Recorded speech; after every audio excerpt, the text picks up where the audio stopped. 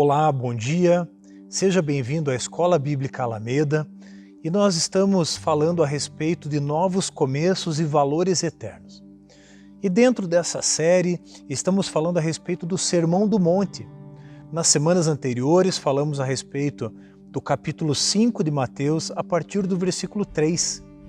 E nesse dia, nesse domingo, nós vamos falar a respeito de Mateus 5:10. Eu quero começar lendo esse texto. Diz assim a palavra do Senhor: Bem-aventurados os que são perseguidos por causa da justiça, porque deles é o reino dos céus. Em primeiro lugar, para que haja um claro entendimento a respeito desse texto, eu quero começar te fazendo uma pergunta.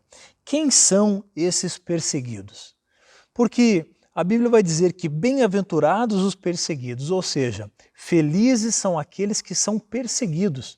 Mas quem são esses perseguidos? E eu quero tomar por base a própria palavra de Deus em algumas passagens paralelas para nós entendermos quem são essas pessoas, quem são esses filhos e essas filhas de Deus. Vamos ver alguns textos que vão nos ajudar. A palavra de Deus diz assim, no Evangelho de João: se o mundo odeia vocês, saibam que antes odiou a mim. Se me perseguiram, perseguirão vocês também. Esse versículo ele pode se tornar uma chave para nós entendermos então quem são de fato esses bem-aventurados. Veja, o próprio Jesus diz: se o mundo odeia vocês, saibam que antes odiou a mim, e se me perseguiram, perseguirão vocês também. Perceba que nesse processo de ensino que Jesus está aqui em Mateus 5 falando, nós podemos entender que Jesus apresenta o reino de Deus, o reino dos céus, e Jesus então começa a estabelecer parâmetros para aqueles seguidores, aqui mais especificamente os seus discípulos, começa a estabelecer parâmetros para que aqueles homens então passassem a segui-lo e assim cumprir aquilo que agradaria o coração do Pai. Veja, Jesus veio para nos reconciliar com o Pai. E o próprio Jesus disse que quem via a Ele, via o Pai. Portanto, quando aqueles discípulos passaram a entender que poderiam se tornar imitadores de Cristo para assim satisfazer o coração do Pai, eu e você também, ao ler esses textos, podemos entender que, ao sermos imitadores tanto de Cristo como dos apóstolos, eu e você podemos também satisfazer o coração do Pai. E o texto fala a respeito de perseguição. E Jesus, de imediato, nesse texto que lemos aqui, vai falar a respeito disso. Haviam perseguido Jesus e iriam perseguir também aqueles que quisessem segui-lo. Eu quero nessa manhã te dizer algo muito importante. Todos aqueles que buscam viver um padrão de vida à luz do Evangelho, um padrão de vida de imitação de Cristo, todos eles vão de alguma forma ou em algum nível serem perseguidos. Veja, em João no capítulo 15, no versículo 18, nós lemos que o mundo odiou a Cristo e também nos odiaria. O mundo perseguiu a Cristo e também nos perseguiria. Eu quero ler também aquilo que está escrito nos versículos 19 e 20. A palavra de Deus diz assim, João 15, a partir do versículo 18 até o 20. Se o mundo odeia vocês, saibam que antes de odiar vocês, odiou a mim. Se vocês fossem do mundo, o mundo amaria o que era seu, mas vocês não são do mundo. Pelo contrário, eu dele os escolhi, e por isso o mundo odeia vocês. Lembrem-se da palavra que eu disse a vocês: o servo não é maior do que o seu senhor. Se perseguiram a mim, também perseguirão vocês. Se guardaram a minha palavra, também guardarão a palavra de vocês. E aqui, meu irmão, minha irmã, eu quero me aprofundar um pouquinho nesse contexto de perseguição. Porque, num primeiro momento, quando olhamos as palavras de Jesus, podemos entender que há um grande prejuízo em seguir a Cristo. Mas precisamos também ler esse texto à luz da eternidade. O apóstolo Paulo, em diversos textos, vai falar a respeito dessa recompensa, a respeito daquilo que ele havia recebido e aquilo que ele ainda receberia por seguir a Cristo. Embora o texto possa passar a falsa impressão de que seguir a Cristo nos traz prejuízo, o apóstolo Paulo reforça que seguir a Cristo não apenas traz benefícios imediatos, mas principalmente traz benefícios eternos. Eu quero ler aquilo que o apóstolo Paulo escreve aos Filipenses no capítulo 1, no versículo 29. Diz assim a palavra do Senhor: porque vocês receberam a graça de sofrer por Cristo, e não somente de crer nele. Meu irmão, minha irmã, o texto vai dizer de uma forma muito clara que nós recebemos a graça de segui-lo, mas esse seguir a Cristo, ele traz consequências. Eu quero ler também aquilo que o apóstolo Paulo escreve aos Coríntios, 2 Coríntios 4:17. Diz assim a palavra do Senhor: porque a nossa leve e momentânea tribulação produz para nós um eterno peso de glória acima de toda a comparação. O apóstolo Paulo escreve de uma forma muito clara, muito direta, e ele fala a respeito dessa leve e momentânea tribulação. Agora, meu irmão, minha irmã, eu quero aqui abrir um parênteses para, juntamente com você, entender o que Paulo especificamente fala quando diz momentânea e leve tribulação. Vamos ver, vamos recapitular o que o apóstolo Paulo passou e o que ele chama de leve e momentânea tribulação. Eu quero ler na segunda carta aos Coríntios, no capítulo 11, entre os versículos 23 e 27. Diz assim a palavra do Senhor a respeito da leve e momentânea tribulação. Diz assim: são ministros de Cristo? Falando como se estivesse fora de mim, afirmo que sou ainda mais, em trabalhos muito mais, em prisões muito mais, em açoites sem medida, em perigos de morte muitas vezes. 5 vezes recebi dos judeus 40 açoites menos 1. 3 vezes fui açoitado com varas. 1 vez fui apedrejado. 3 vezes naufraguei. Fiquei 1 noite e 1 dia boiando em alto mar.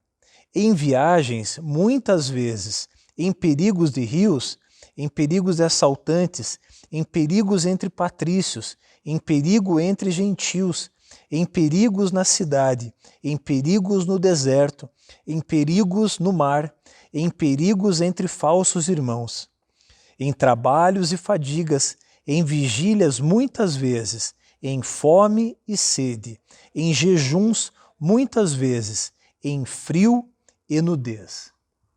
Meu irmão, minha irmã, eu não sei você, mas eu fico constrangido ao ler tudo que o apóstolo Paulo passou. E ele vai dizer que isso é apenas uma leve e momentânea tribulação. Por certo, eu e você não passamos por 10% daquilo que o apóstolo Paulo escreve aqui. E isso está intimamente relacionado com o nosso versículo base, porque Jesus vai dizer: bem-aventurados os perseguidos. Paulo foi um bem-aventurado.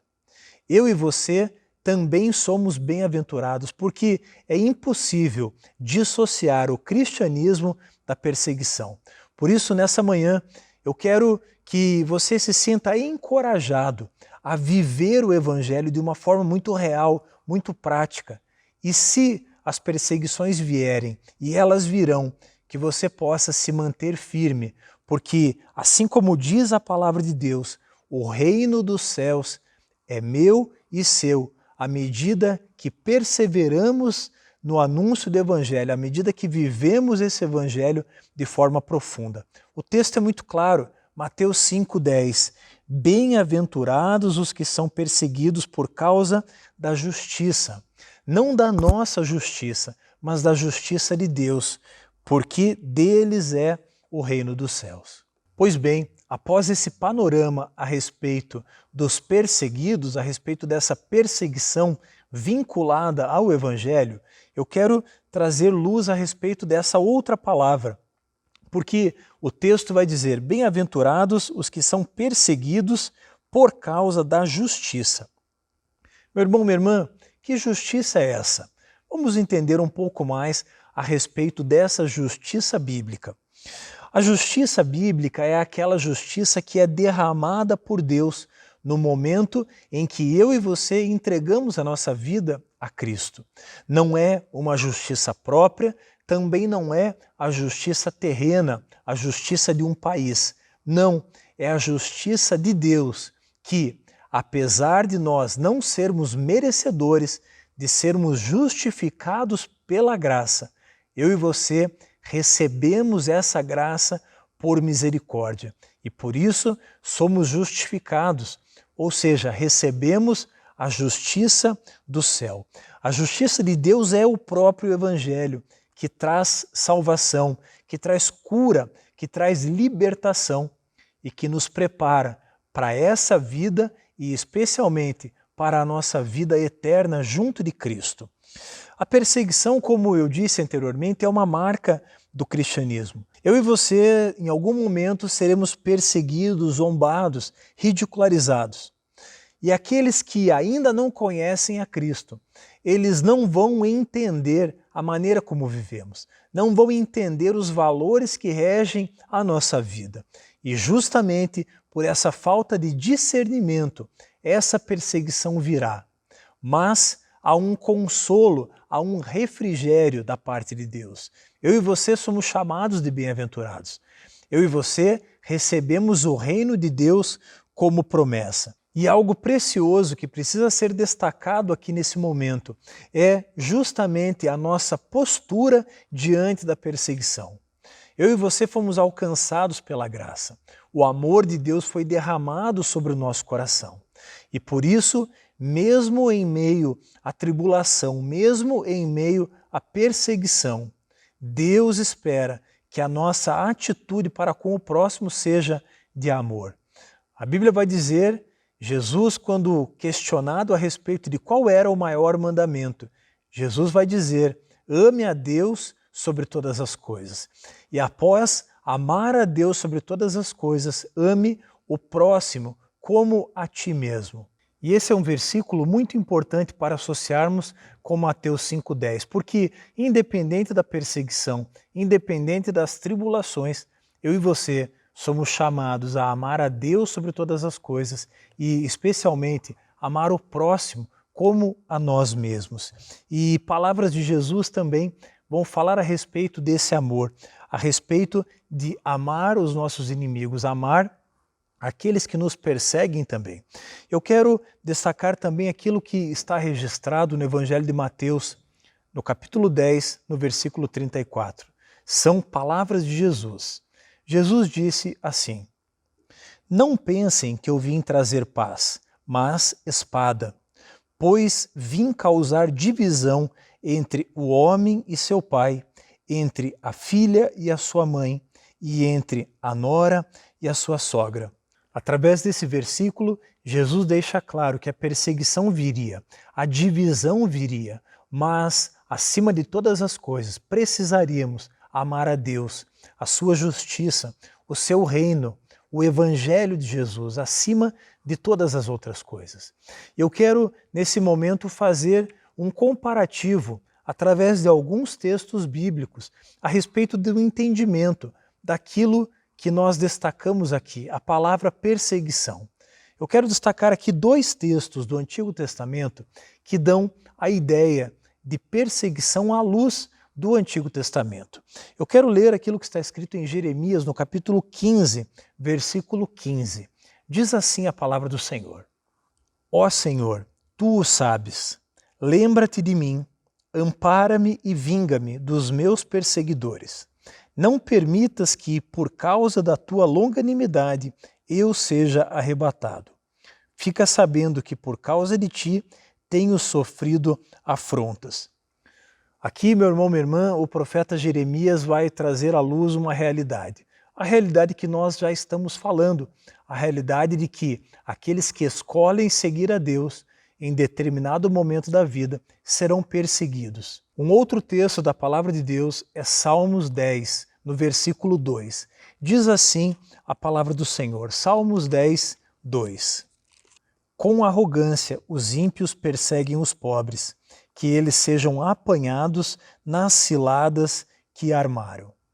Aqui o texto vai falar também a respeito da perseguição, mas aqui sobre uma outra ótica, mostrando que aqueles que não conhecem a Deus, esses são os perseguidores, esses viriam a promover perseguição contra os filhos de Deus. Eu quero ler também algumas referências bíblicas no Novo Testamento que falam a respeito dessa perseguição. Na segunda carta de Paulo a Timóteo, no capítulo 3, versículo 12, o apóstolo Paulo escreve assim: Na verdade, todos os que querem viver piedosamente em Cristo Jesus serão perseguidos. Esse texto é de uma clareza ímpar. Esse texto também está diretamente associado a Mateus 5,10. O apóstolo Paulo é muito claro ao ensinar o seu filho na fé, Timóteo. Ele vai dizer: todos os que querem viver piedosamente em Cristo Jesus serão perseguidos. Um outro texto importantíssimo da palavra de Deus que fala a respeito da perseguição é 1 Pedro, no capítulo 2, no versículo 20. Diz assim a palavra do Senhor, 1 Pedro 2,20.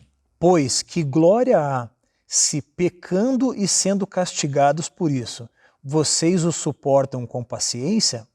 Se, entretanto, quando praticam o bem, vocês são igualmente afligidos e o suportam com paciência, isso é agradável a Deus. Esse texto também traz muita clareza, porque diz que quando sofremos injustiça e perseguição por causa do nome de Deus, isso é agradável a Deus.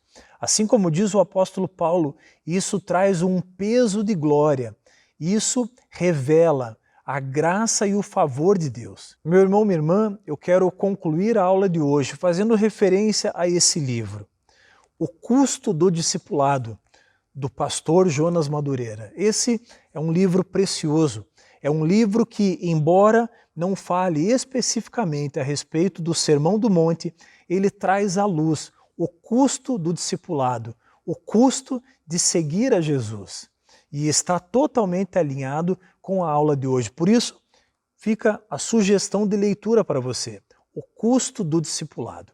Eu quero concluir fazendo um ensinamento central de tudo que nós falamos aqui. E o ensinamento central da aula de hoje é justamente que pertencemos ao reino dos céus, pertencemos a um reino de paz, de justiça, de alegria, mas principalmente um reino de amor.